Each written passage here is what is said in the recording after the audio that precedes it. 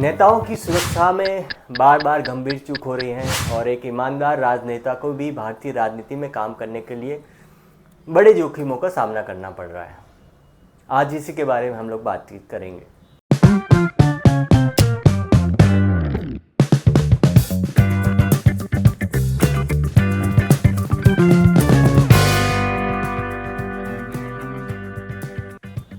नमस्कार, welcome to TNN।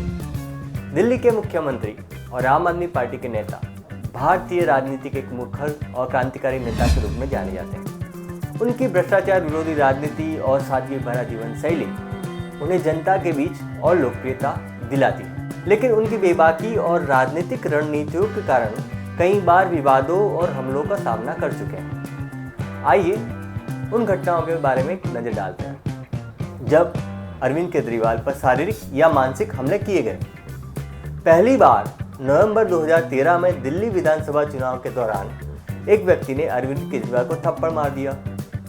हमलावर ने दावा किया कि वह आपकी नीतियों से असंतुष्ट था, तो उसने हमला कर दिया। अब दूसरी घटना वही घटती है 2014 में। उसी तरह की घटना हमारे सामने आती है लोकसभा चुनाव के दौरान। ये घटना है वाराणसी की। एक व्यक्ति ने अरविंद केजरीवाल पर शाही और अंडे फेंक दिए। इस घटना ने राजनीतिक तनाव को और बढ़ा दिया। तीसरी बार अप्रैल 2016 दिल्ली में एक सार्वजनिक सभा के दौरान एक युवक ने झंडे के डंडे से अरविंद केजरीवाल पर हमला करने की कोशिश की। इस घटना को मुख्यमंत्री की सुरक्षा पर सवाल उठाने वाला एक बड़ा मुद्दा के रूप में देखा गया। अब एक मुख्यमंत्री इस देश में सुरक्षित नहीं है तो आम आदमी भला क्या ही होगा। चौथी बार घटना इसी फहरिस्त में एक 2019 में घटती है। दिल्ली के मोती नगर में एक रोड शो के दौरान एक व्यक्ति अरविंद केजरीवाल को स्टेज पर आकर थप्पड़ मार देता है। इस घटना ने देश भर में हलचल मचा दी और राजनीतिक दलों में बयानबाजी शुरू हो गई। और अभी तो लिस्ट और भी बाकी है। पांचवी बार दिल्ली विधानसभा में चुनाव के दौरान 2020 में एक व्यक्ति ने अरविंद केजरीवाल की कार को रोकने और उन पर हमला करने की कोशिश की।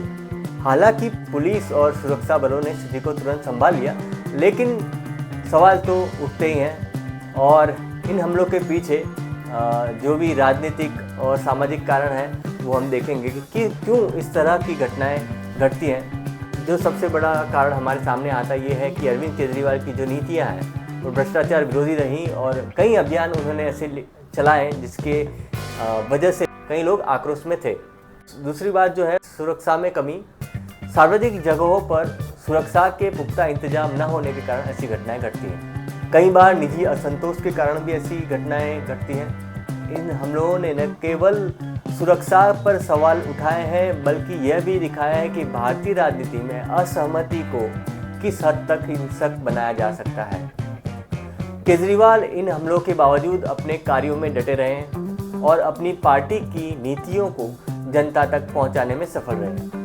तो इस तरह के वीडियोस को देखने के लिए आप हमें सब्सक्राइब करें, लाइक करें, शेयर करें। और आप क्या सोचते हैं कि एक राजनीतिज्ञ अगर इस देश में सुरक्षित नहीं है तो एक आम आदमी कितना सुरक्षित है? तो आपकी राय हमारे कमेंट बॉक्स में लिखकर बताएं। Thank you so much. धन्यवाद।